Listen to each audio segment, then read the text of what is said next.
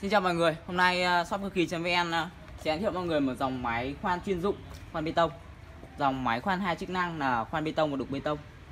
Đường kính mũi tối đa con này dùng được 26, dùng mũi gài nhé mọi người.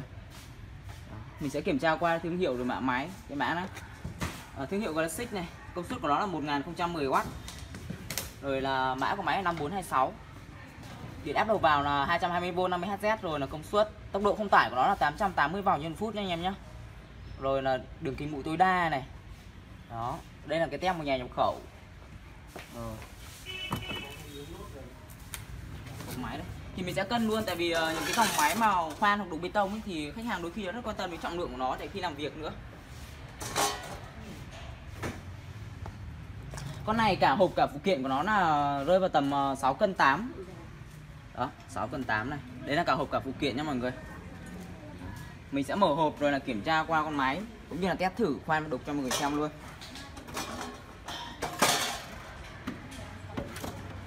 Ngoài là bìa cắt tông rồi này, ở trong là đựng hộp nhựa này.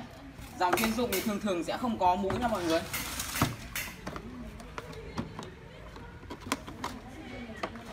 Đây là máy đây.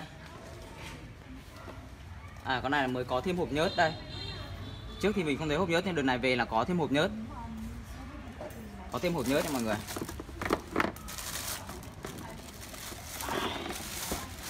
Đựng hộp nhựa. Dòng hai chức năng cái mình bán thì hầu hết là không có mũi kèm theo. Đây là một con cặp chổi than dự phòng, rồi là phiếu bảo hành chính hãng. Máy hiện lực là bảo hành 6 tháng nha mọi người. Hà Nội, Thành phố Hồ Chí Minh, Hải Phòng, rồi Đà Nẵng đều được bảo hành hết. Hộp nhớt đây thôi.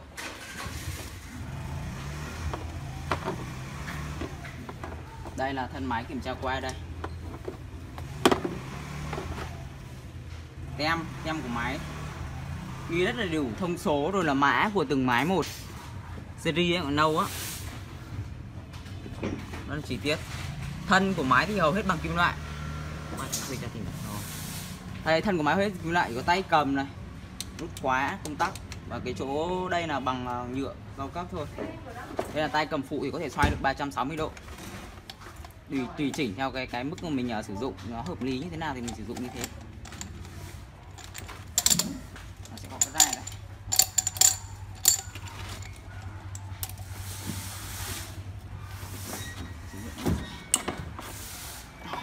Trên đây là công tắc để mình chuyển chế độ.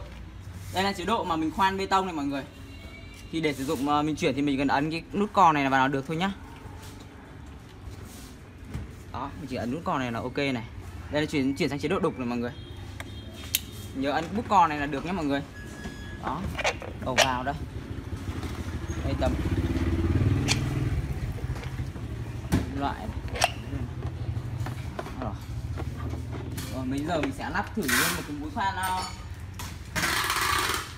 Vững ơi, đừng để anh một tí thôi. Mình sẽ lắp thử mũi khoan 8 để khoan thử luôn cho mọi người xem, cũng như cân con máy khi mình làm việc á.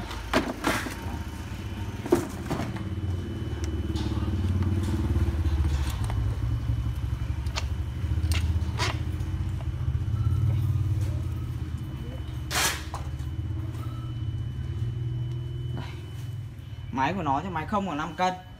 Thì anh em mà sử dụng mà khoan và đục thì mình nghĩ là cái công suất nó lớn thì mình làm việc nó hiệu quả hơn. Tắt đi em để anh. Bây giờ mình sẽ test thử luôn con máy 5426 này cho mọi người xem luôn nhé.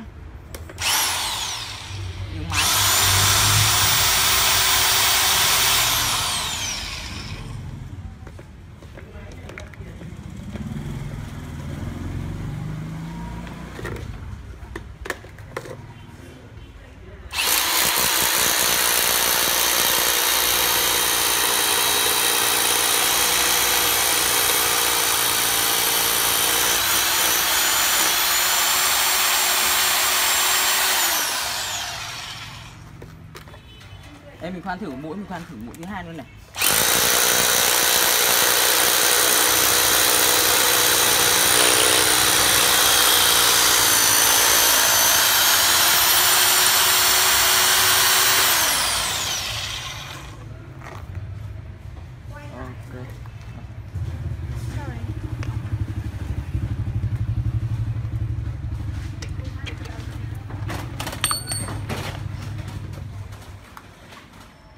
Đây mình có cái mũi mà dài 35, phi 14 luôn. Đó, gọi là mũi khoan xuyên tường ấy. Thì mình cũng sẽ thử luôn cho mọi người xem. Đang tiện có cái mũi này để mình giao cho khách.